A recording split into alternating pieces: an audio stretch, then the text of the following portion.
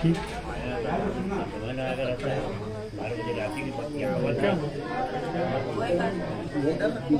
हाँ हाँ रख दे। बैठे रहो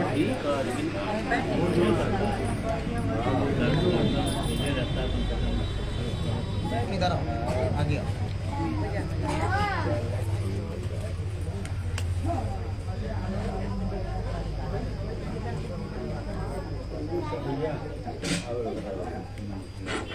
सात गुरु जय गुरुदेव,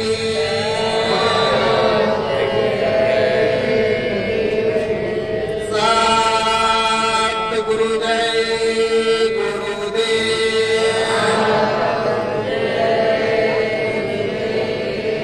सात गुरु जय गुरुदेव,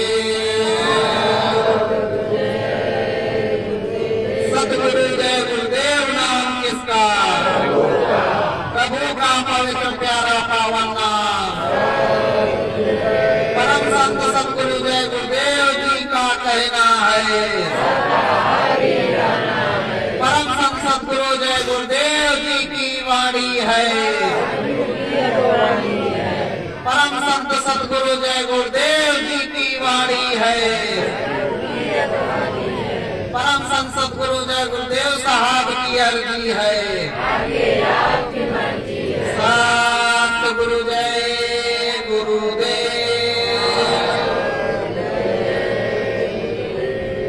मंच पर अखंड रूप से विराजमान हर प्रकार से हाजिर नाजिर परम पूज्य स्वामी जी महाराज के पावन श्री चरणों में और सत्संग स्थल पर सभी सम्मानित उपस्थित गुरु भाई बहन प्रेमी जनों, आपके तीसरी चरणों में मेरा सादर संकोट प्रणाम।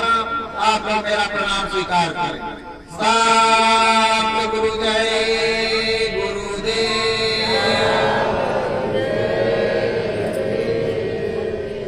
प्रेमी भाई बहनों, जैसा कि हम सभी लोग अच्छी तरीके से जानते हैं कि यह प्रभु की असीम दया कृपा है जो उन्होंने निज मौज दया में आकर के हमको मनुष्य शरीर दे दिया। और महात्माओं ने बताया कि यह मनुष्य शरीर बड़ा अमूलक है जो बड़े ही सौभाग्य से प्राप्त हुआ, बड़े ही सौभाग्य से प्राप्त हुआ। और उससे बड़ा परम सौभाग्य ये है कि हमको हमारे सबरा सदगुरु का साथ प्राप्त हुआ। ये परम पूज्य स्वामी जी महाराज अनामी महाप्रभु जो वक्त के नामी वक्त के स्वामी है, सचर सृष्टि कुल ब्रह्मांड के मालिक है, इनका हमको साथ प्राप्त हुआ। और उन्होंने निज दया कर अपनी खुद मौज में आकर के इन्होंने हमारा आपका हाथ पकड़ा। क्योंकि प्रेमियों, अगर इस गलती में हम रहे कि हमने स्वामी जी महाराज को पकड़ा, तो एक बार की बात है, स्वामी जी महाराज बता रहे थे, कहा बच्चा, जब मेला में पिता पुत्र को लेकर के चलता है तो हमेशा यही होता है कि कभी पुत्र पिता का हाथ नहीं पकड़ता, सदैव पिता ही पुत्र का हाथ पकड़ता है। क्योंकि पिता जानता है कि इस मेले में भारी भीड़ है, अगर कहीं भीड़ में छटक गए तो ये तुरंत अपना हाथ छुड़ा लेगा। और यदि पिता मजबूती के साथ पकड़ करके रखेगा तो कितनी भी भीड़ होगी, किधर भी तुम इधर उधर भागोगे, वो पिता कभी भी किसी हाल में छोड़ने वाला नहीं। इसलिए प्रेमियों, हमने गुरु को नहीं, स्वामी जी महाराज ने हमको आपको पकड़ा। इसलिए सदैव इस बात का स्मरण रखना चाहिए कि आप कहीं भी रहें, किसी भी हाल में रहें, किसी भी हालात में रहें, परम पूज्य स्वामी जी महाराज हर प्रकार से आपके साथ हैं, हर प्रकार से हाजिर नाजिर हैं। गुरु महाराज ने सदैव आपसे कहा क्या प्रेमियों, बच्चे बच्चियों, जब कभी भी जरूरत पड़े, कहीं भी आफत पड़े, मुसीबत पड़े, मेरे दिए नाम को पुकारना, इस बाबा को पुकारना, ये बाबा तुम्हें वहीं हाजिर नाजिर मिले, उसी समय तुम्हारी मदद करेगा। अगर बाबा जी तुम्हारी मदद के लिए नहीं पहुंचे तो उसी दिन बाबा जी और बाबा जी का नाम झूठा साबित होगा। प्रेमियों, अभी भी जब कोई आफत पड़ती है, कोई बात मुसीबत पड़ती है, तो हम आप किसको पुकारते? स्वामी जी महाराज। स्वामी जी महाराज के दिए हुए नाम को, तो हमारी आपकी मदद होती है कि नहीं होती? और मालिक ने बराबर कहा कि नाम को जगाने वाला नामी जब तक धरामंडल पर रहता है तभी तक नाम काम करता है।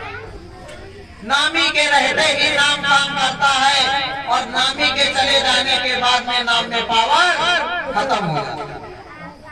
जब नामी चला जाता है तो नामी के जाने के पहले दूसरा महात्मा आ जाता है जो भक्त का संग सद्गुरु होता है। फिर वो अपने निज नए नाम को जगाते हैं और जो महात्मा होते हैं वो जाने से पहले घोषित कर देते हैं कि आगे जाकर के फला ये जो बैठे हुए इनसे सारा काम होगा।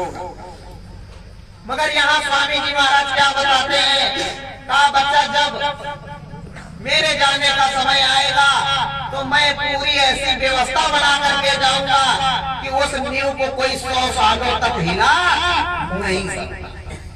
क्या आपके साथ इस तरह हुआ?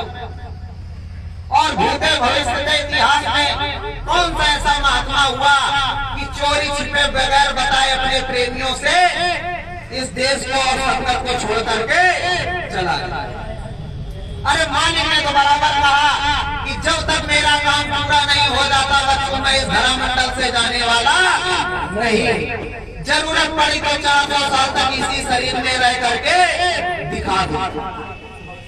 उधर स्वामी जी महाराज परिचय देते हुए कहते हैं कि हम आए वही देश से जहां तुम्हारो धाम और तुमको निज घर पहुंचाओ ना एक हमारे।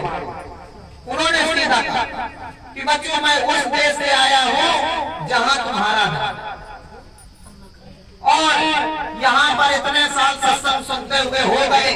अगर अभी सही से पूछा जाए कि सूरज जीवात्माओं का निवास स्थान कहाँ है, कहाँ से आई हैं, तो अधिकतर लोगों के मुंह से सत्यलोक ही निकलेगा।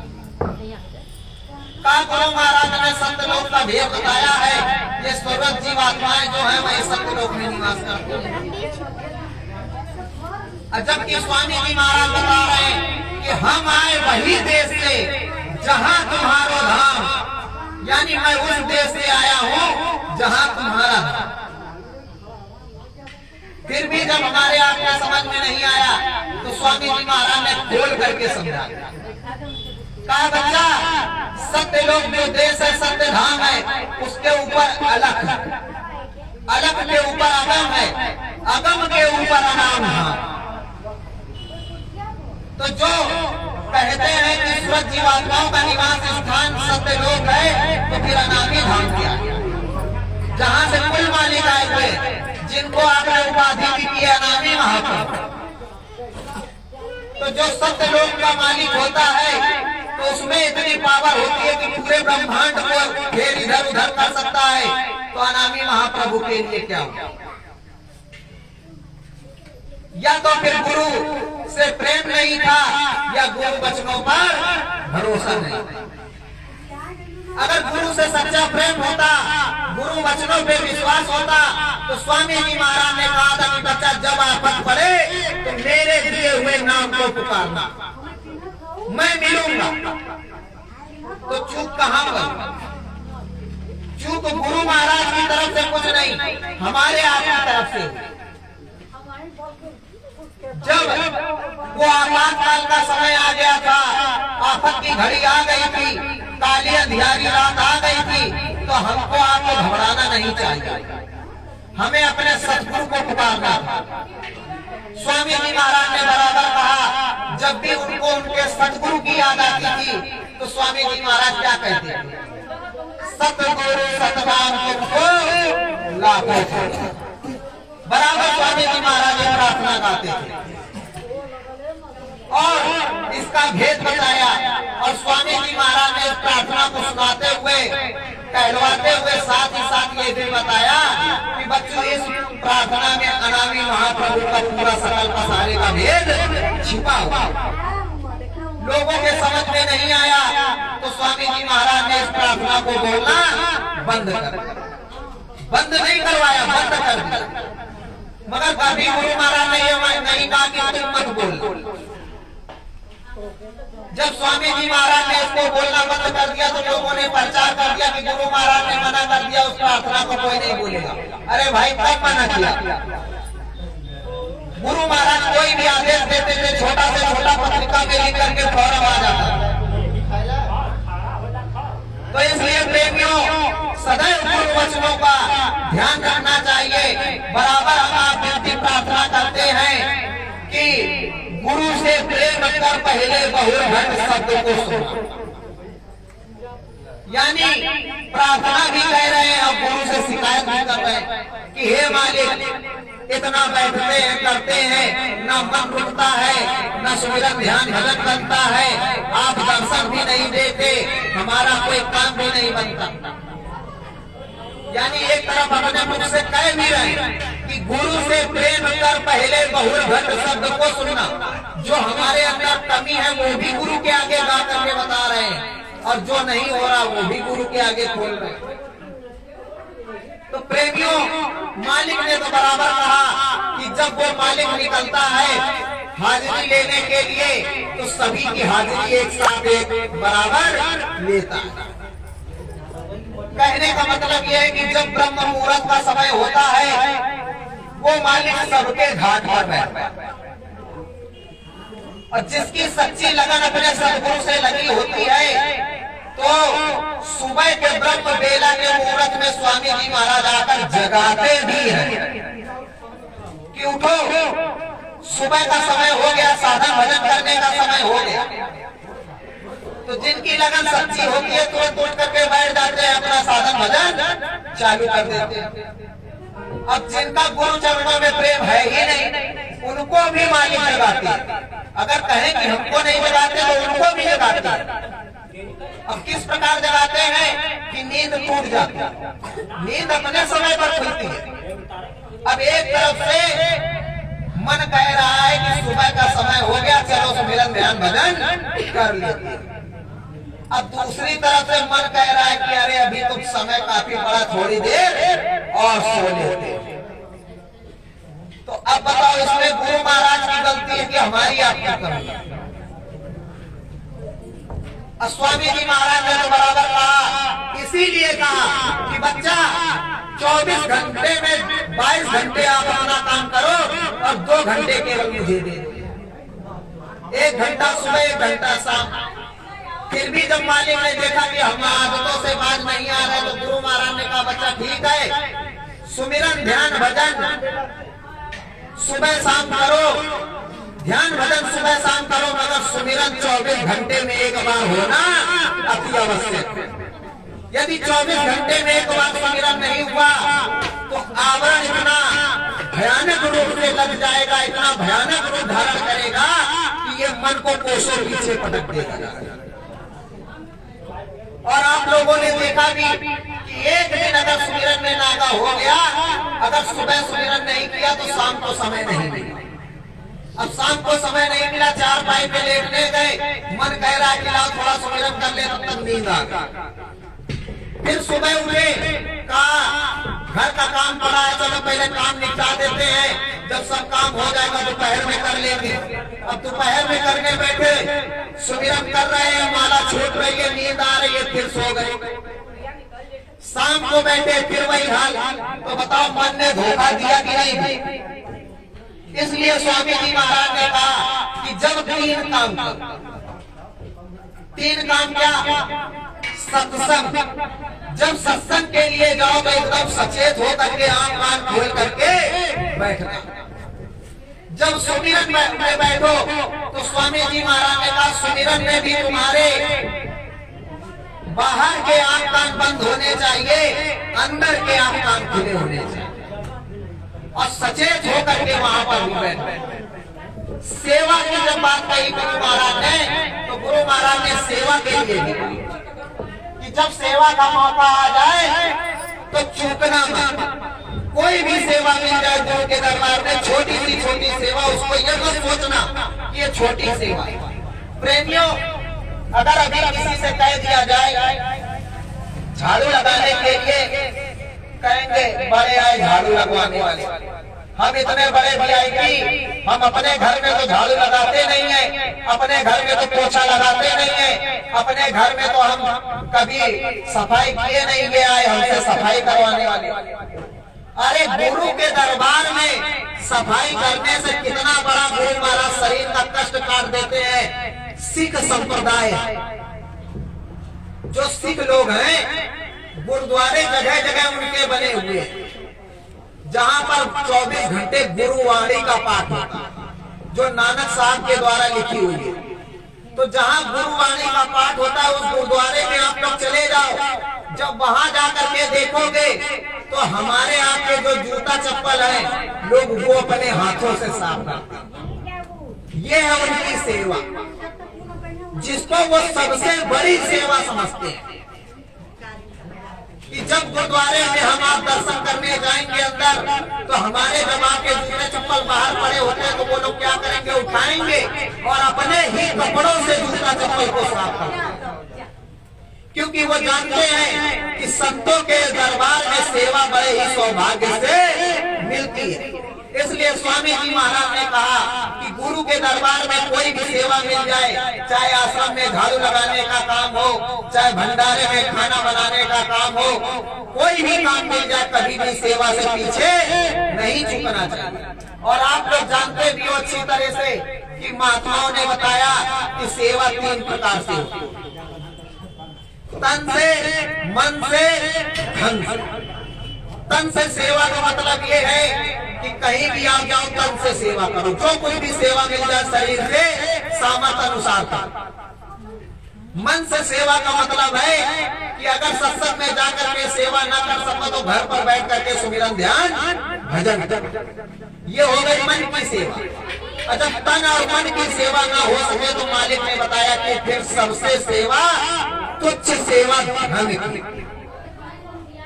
अब जैसे स्वामी जी महाराज आए, आपने दर्शन सेवा में उनको 10 रुपए दिया, तो बदले में आप 10 रुपए के बदले 10,000 मांग भी तो लेते। गए गुरु महाराज के सामने 10 रुपए झोली में डाला और दर्शन करते करते ही मन मांग लिया कि स्वामी जी महाराज हमारे बच्चे की नौकरी लग जाए, स्वामी जी महाराज हमारा घर बन जाए, बंगला बन जाए, ये हो जाए, वो हो जाए। मगर गुरु महाराज ने कभी, स्वामी जी महाराज ने कहा कि कभी ये नहीं कहा कि मालिक हमारा सुमिरन ध्यान भजन कर।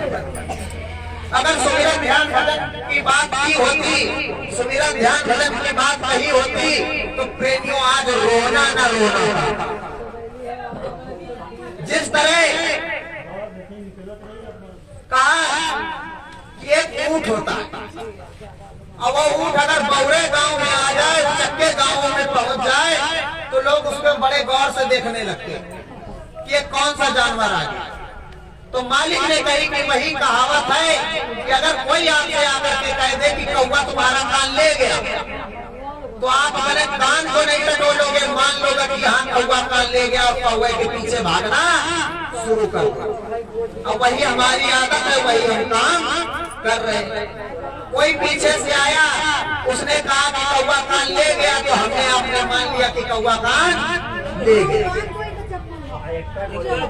मगर क्या कभी टटोलने की कोशिश की कि हमारे कान सलामत हैं कि नहीं? तो प्रेमियों, कहने का मतलब यही है कि जब स्वामी जी महाराज ने आपको खुले शब्दों में समझाया कि जब तुम पुकारोगे मैं मिलूंगा, तो स्वामी जी महाराज ने कहा मैं मिलूंगा, तो एक बार तुमको अंदर में झांक करके देखने की कोशिश करनी थी कि हे मालिक, आपने कहा था कि जब पुकारोगे तो मैं मिलूंगा, तो हे मालिक हमसे कौन सी ऐसी गलती हुई, क्या हमसे ऐसा हुआ कि हमें ना आप दर्शन बाहर से दे रहे हो ना अंदर से दे रहे हो। जब आप एक बार इस प्रकार विनय के साथ पुकारते मालिक को, तो वो अंदर में मिलते।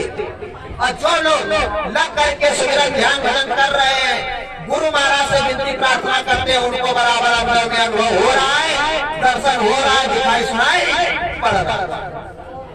प्रेमियों, जिस तरह स्वामी जी महाराज ने बताया कि सेवा 3 प्रकार से होती है, तो गुरु महाराज ने भजन भी बताया कि 3 प्रकार से बनता है। जब गुरु खुश होते हैं तो भजन किस प्रकार से बनता है? पहला भजन गुरु महाराज ने बताया सहज। जब आपका गुरु से प्रेम सच्चा होगा, गुरु चरणों में जब मन लग जाएगा, 24 घंटे मन जब गुरु चरणों में रमा रहेगा, तो आप देखेंगे कि शाम को जब सो गए, और जिस दिन शाम को सो गए, स्वप्न में गुरु के दर्शन हो गए, तो उस दिन सुबह मन कितना प्रसन्न हो। अब बताए बगैर किसी से रहा नहीं जाएगा, लाख छुपाओगे मगर मुंह से निकल ही जाएगा कि आज गुरु महाराज की दया महर बहुत बड़ी है कि स्वामी जी महाराज ने हमारे इतने साल बाद हमको आकर के दर्शन किया। तो स्वामी जी महाराज ने कहा ये पहली सहज किसी। जब सहज में तुमको दर्शन होने लगेगा, सुमिरन ध्यान भजन की ललक और बढ़ेगी, तब गुरु महाराज ने कहा कि तुम्हारा बैठ में बनेगा। फिर बैठ में यानी जब बैठोगे साधना में, जागृत में रहोगे, तब गुरु महाराज के दर्शन दिखाई सुनाई पड़ेगा। जो कुछ भी स्वामी जी महाराज बोलेंगे पूरे होशो आवाज में आपको समझ में आएगा। आप जो बोलोगे वो गुरु महाराज सुनेंगे, और जो गुरु महाराज बोलेंगे वो आपको अंदर में सुनाई। जब यह साधना कंटस्थ हो जाएगी, तो मालिक ने कहा कि आखिरी सीढ़ी रैन। रैन का मतलब ये कि जो महात्मा होते हैं, जो पूरे हो जाते हैं, जो साध होते हैं, वो चाहे जहां बैठे हो, आपको लगेगा सो रहे हैं, मगर वो 24 घंटे गुरु के उस मालिक के दरबार में उनकी बैठक चल रही। आपको लगेगा कि ये रास्ते में चल रहे हैं, मगर रास्ते में चलते चलते उनकी गुरु की बात होगी, प्रभु से बात होगी। और जब वो मालिक खुश हो जाएगा, अपार दया का भंडार खोल देगा, तो सारे देवी देवता आपके सामने खड़े होंगे। आप जो चाहोगे उनसे पूछ लोगे, जो काम कराना होगा आप उनसे काम करवा लोगे। तो स्वामी जी महाराज ने 3 चीजें भी बताई। मगर प्रेमियों, जो कुछ गूढ़ रहस्य गुरु महाराज ने बताया, उस चीज को हम आप लोगों ने छोड़। जिस तरह पहले थे संसार वालों की तरह, उस तरह आज भी हो गए, उसी चीज में फंसे हुए हैं कि हे गुरु महाराज 10 की जगह 100 कर दो, 100 की जगह 50 कर दो, 50,000 कर दो, 50,000 की जगह लाख कर दो। एक बेटा है तो 4 बेटे हो जाए, एक गाड़ी है तो 10 गाड़ी हो जाए, एक बीघा है तो 10 बीघा हो जाए। तो जो आदत पहले थी वही आज कभी अपनी तरफ से ये कोशिश नहीं कर रहे कि मालिक सुमिरन ध्यान भजन बन जाए। क्योंकि प्रेमियों देखो, बहुत बड़ी बात है और समय नहीं है, नहीं पूरा खोल करके बता दे। आगे का समय जो है उसके लिए फिक्र नहीं हो रही। अगर उसकी चिंता होती तो सुमिरन ध्यान भजन की लगन लग गई। प्रचार तो हमने आपने कर दिया, कुदरत है नाराज करी आगे तबाही बड़ी बड़ी, अब कुदरत देगी मार करारी सिमट जाएंगे मानसा। ये प्रचार किया हमने आप, मगर ये क्यों भूल गए कि स्वामी जी महाराज ने कहा जब कुदरती आंधी चलेगी, दैविक आंधी चलेगी, तो गुरु महाराज ने कहा कि जिस समय संसार में आग लगेगी तो आज प्रेमियों तुम्हारे तरफ भी बढ़ेगी। इस बात को भूल, जब संसार जल रहा होगा तो आँच की लपटें तुम्हारे घर तक पहुंचेंगी, और यदि सुरक्षा का कवच तुम्हारे पास नहीं होगा तो उसी आँच में ही झुलस जाओ। और जो विश्वास ना हो, ये जेठ बैसाख का समय चल रहा है, जब झिला झिल एकदम दोपहर के 12-2 बजे हो, बाहर खड़े होकर के देख ले, 10 मिनट केवल खड़े होना, पता चल जाएगा कि आँच कितनी भयंकर है। तो क्या उस आंच से बचने का उपाय किया गया? स्वामी जी महाराज ने कहा खुद की रक्षा संभाल कर नहीं पाओगे तो परिवार की रक्षा कहां से करोगे? जब अपने परिवार को नहीं बचा पाओगे तो गांव की रक्षा कहां से करोगे? तो प्रेमियों, मोटी मोटी बातों को समझो। सुमिरन ध्यान भजन गुरु महाराज ने कहा आपको करना है तो करना है, बैठ के करो, बैठ के नहीं कर सकते तो लेट करके, 24 घंटे में अगर 2 बार सुमिरन नहीं कर सकते तो 1 बार, आधा घंटा अगर लग करके ध्यान नहीं कर सकते तो 5-5 मिनट तक, भजन आधा घंटा बैठ करके नहीं कर सकते तो गुरु महाराज ने कहा 4 पाई पे लेट जाओ, बिस्तर पे लेट जाओ, कानों में उंगली लगा लो और गुरु महाराज को नाम को याद करते हुए, गुरु को याद करते हुए लेट जाओ, सो जाओ, नींद आ जाए सो जाओ, कोई दिक्कत नहीं। सतगुरु जय गुरुदेव जो भी आपके मुंह से निकले बोलते रहे और देखो इसमें सुनाई पड़ता है कि नहीं पड़ता। क्यों गुरु महाराज ने कहा, स्वामी जी महाराज ने कहा 6 महीने के अंदर दिखाई सुनाई ना पड़े तो बाबा जी को बाबा जी मत कहें। फिर स्वामी जी महाराज ने 6 महीने के बाद 3 महीने किया, 3 महीने के बाद 1.25 महीने किया, 1.25 महीने के बाद गुरु महाराज ने 15 दिन का, अब बताओ कितना सरल किया। सीधे सीधे मंच से खोल खोल करके कह रहे 15 दिन के अंदर अगर दिखाई सुनाई ना पड़े तो बाबा जी को बाबा जी मत कहें। अभी बैठ करके केवल साधना होती थी, यहाँ पे स्वामी जी महाराज खुले शब्दों में समझा रहे हैं कि शरीर में कोई दिक्कत परेशानी है तो लेटे लेटे कर। बताओ कौन सा ऐसा महात्मा दोबारा है। और जो बड़े भैया ने बात कही पंथ की, तो प्रेमियों पंथ की बात यह है कि स्वामी जी महाराज ने सन 1980 गोरखपुर के गुरु पूर्णिमा का जब कार्यक्रम था तो वहाँ पर बिस्कुट फैक्ट्री के मैदान में गुरु महाराज ने खुले शब्दों में डंके की चोट पर कहा था कि प्रेमियों आगे जाकर के जब पंथ बना दिया जाए, बात को समझ लेना अच्छी तरीके से। और रामचंद्र भैया ने पूरे मिर्जापुर में घूम घूम करके आपको प्रमाण दिया, परिचय दिया उस चीज का। स्वामी जी महाराज कोई चोरी छुपे नहीं गए, उन्होंने लीला की खुलेआम की सबके सामने की और उसका भेद पहले ही बता दिया था कि आगे जाकर के जब पंथ बना दिया जाएगा, किताबें पढ़ लिया केवल जय गुरुदेव कहने से कुछ होने वाला नहीं। अब तुम लाख जय गुरुदेव चिल्लाते रहो और कहो कि हम बाबा जय गुरुदेव के प्रेमी हैं, बाबा जय गुरुदेव के सत्संगी, कुछ नहीं होने वाला। जब प्रभु राम की लाठी बरसेगी तो जिस तरह संसार वालों की पिटाई होगी तो उसी तरह हमारी भी आपकी होगी। क्यों? सुमिरन ध्यान भजन तो किया नहीं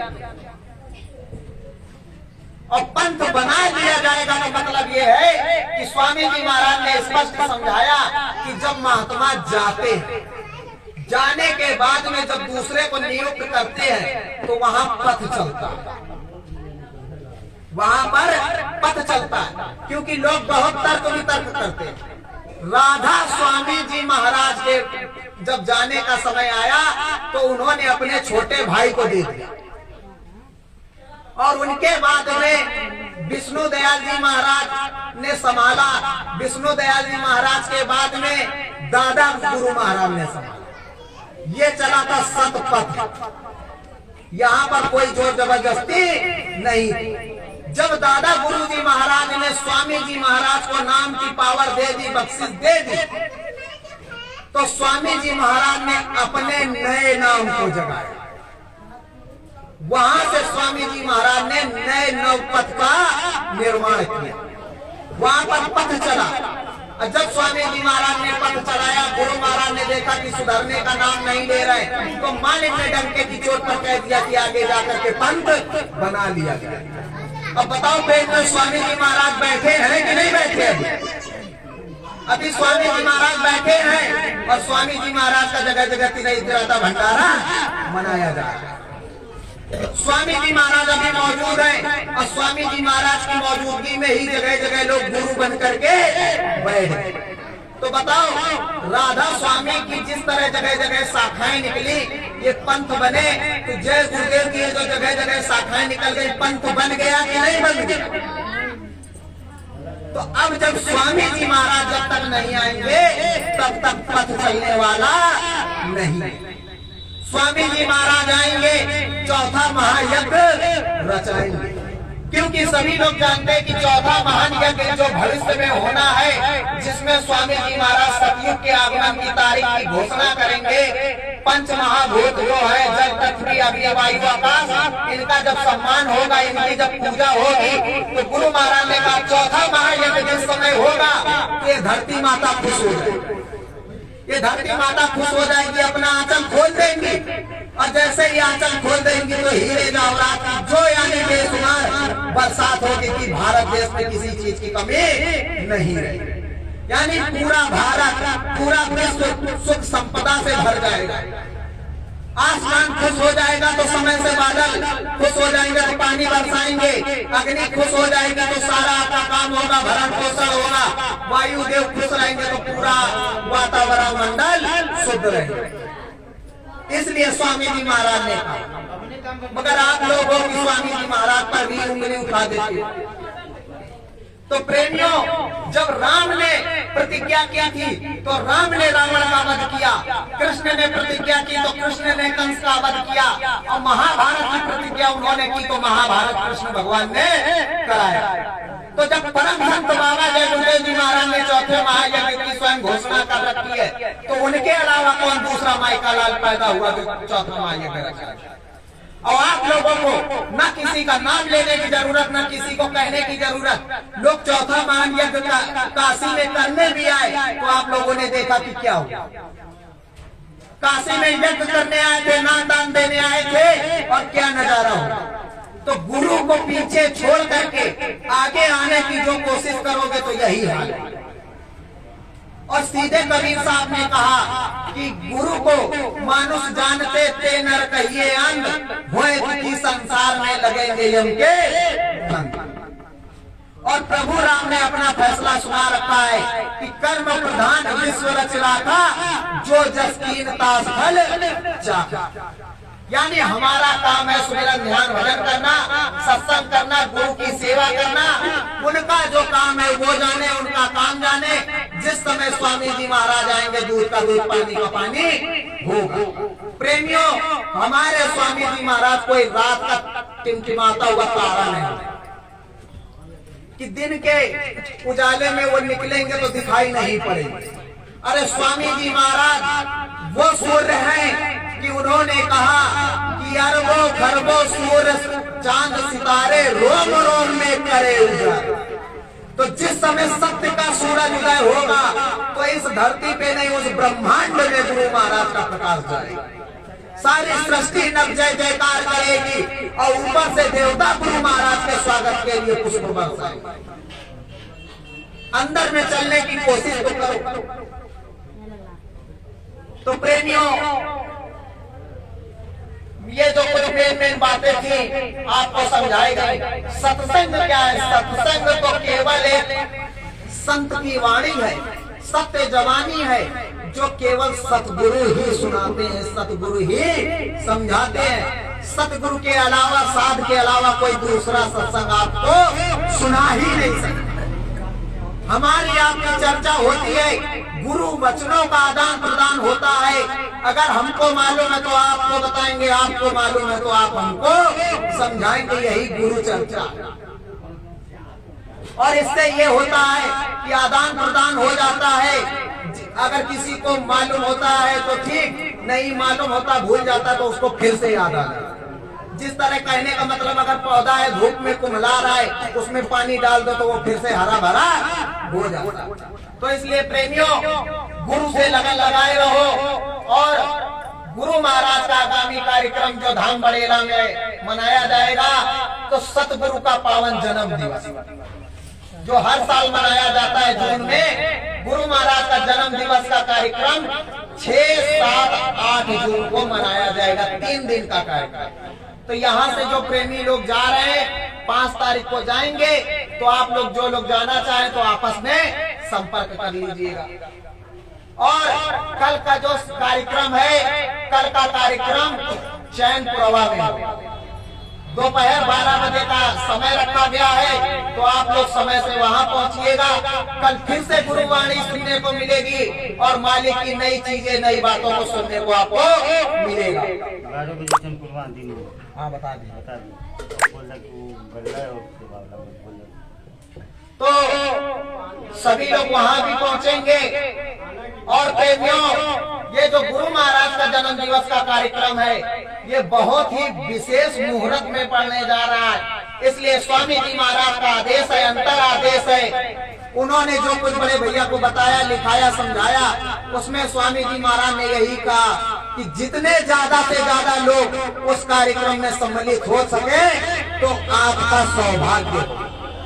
प्रेमियों, जब लोग गुरु को असमर्थ घोषित करने के लिए, उनके नाम का तिरही भंडारा करने के लिए बढ़ चढ़ करके हिस्सा ले सकते हैं, तो क्या आप अपने गुरु का जन्म दिवस नहीं मना सकते हो? ललकार के नहीं कह सकते हो कि मीरा को दिखाई पड़ता था, मीरा के गुरु समर्थ थे, हमको भी दिखाई पड़ता है हमारे गुरु समर्थ। ये मतलब भी नहीं दिखाई पड़ता, सबको दिखाई पड़ता है, मगर बस समझने की परख होनी चाहिए। बर्तन सबका एक है, बस रगड़ाई की फर्क है कि कोई साबुन से धुल रहा है तो कोई मिट्टी से धुल रहा है तो कोई बालू से साफ। जिस चीज से जल्दी साफ करोगे उतनी ही जल्दी सफाई हो जाएगी। और यही हम अपनी वाणी को विराम देते हैं। कहने सुनने में अगर कोई भूल चूक हो गई हो तो आप लोग अपना भाई बेटा जान करके क्षमा कर दें। सतगुरु जय गुरुदेव।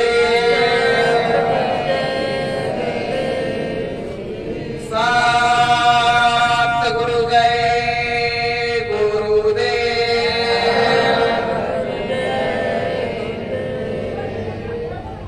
सतगुरु मन मंदिर में तेरे, सतगुरु मन मंदिर में तेरे, मैं अंतर दीप जलाऊंगा,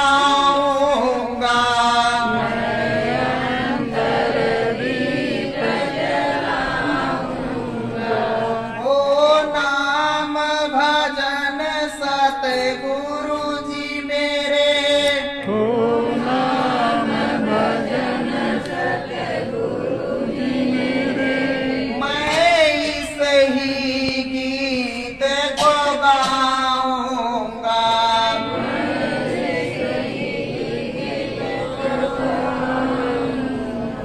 चरणों में शीस धरे तेरे, चरणों में शीस धरे तेरे, मैं नाम भजन को गाऊंगा, मैं नाम भजन को गाऊंगा।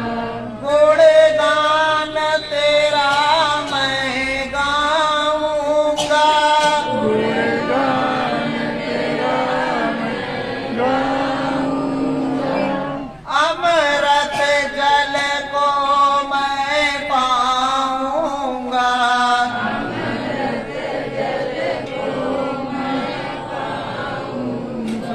सतगुरु मन मंदिर में तेरे, सतगुरु मन मंदिर में तेरे, मैं अंतर दीप जलाऊंगा, मैं अंतर दीप जलाऊंगा। सुनते हैं प्रभु जी तेरी ये, सुनते हैं प्रभु जी तेरी, खिल तक यह बगिया सारी है,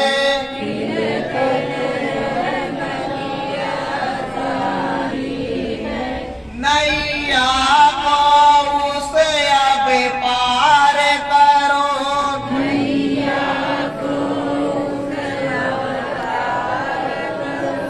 सतगुरु अब की बारी तुम्हारी है,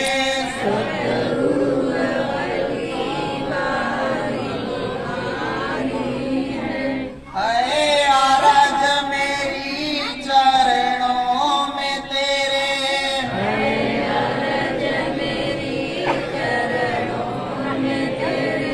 तुम तो हमारे पालन हारे हो,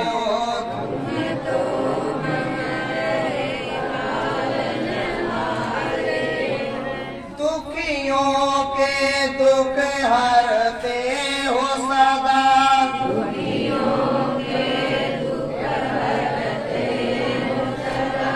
भक्ति अपनी दे कर के प्रभु, अपनी दे करके प्रभु,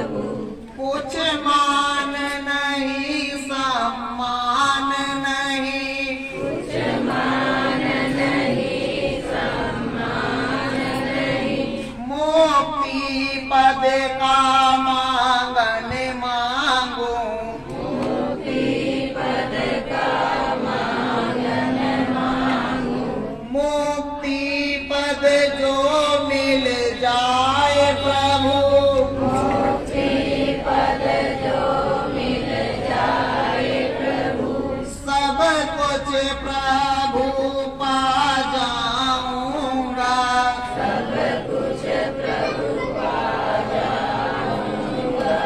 ओ नाम आधार तेरा प्रभु, ओ नाम आधार तेरा, सब कुछ यह सेवक गाएगा, सब कुछ ऐसे बस गाएगा। यह भाव बंदना हमारी है,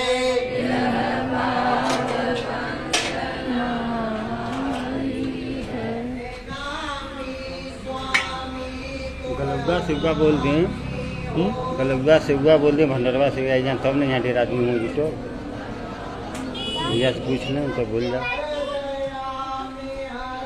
मेरे यहाँ रहने कम आदमी घर लग यहाँ हुआ तो छत के घर का बहुत लोग आवत रहते हैं,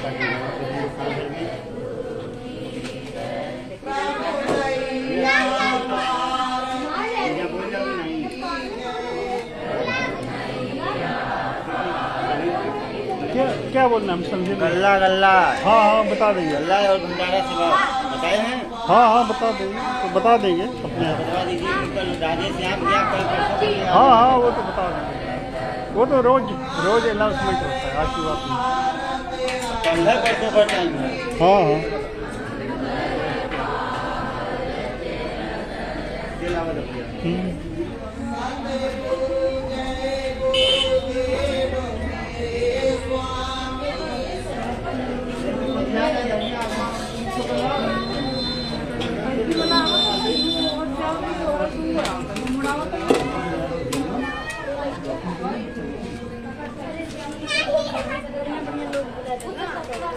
जल्दी जल्दी भंडारा सेवा करो सब लोग।